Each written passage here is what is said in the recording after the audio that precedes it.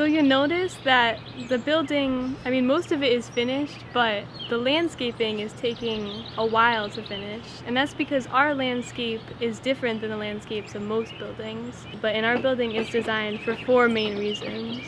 25 different birds migrate through New Haven alone, but why let them stay here? Letting them stay fights out the idea of monoculture, which is just letting 2 types of things live here.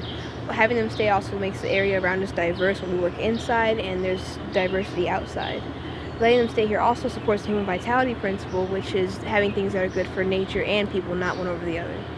So one aspect we want to have in our new building is we want to be planting a lot of native species. The reason we want to use native species versus invasive species is we get more of a variety.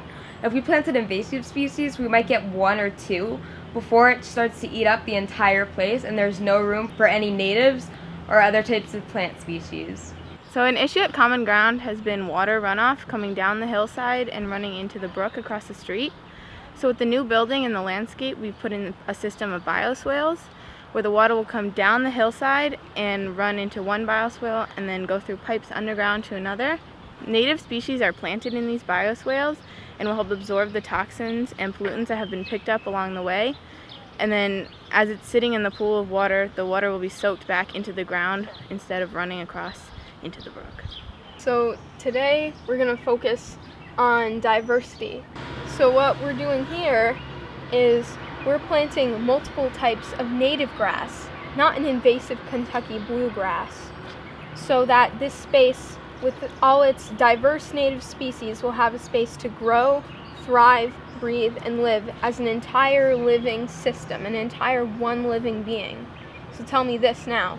What is the opposite of monoculture? The opposite of monoculture is common ground.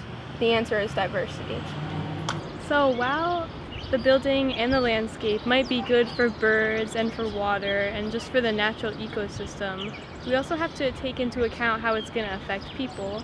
And so human vitality is where people feel good about their surroundings and it works for people.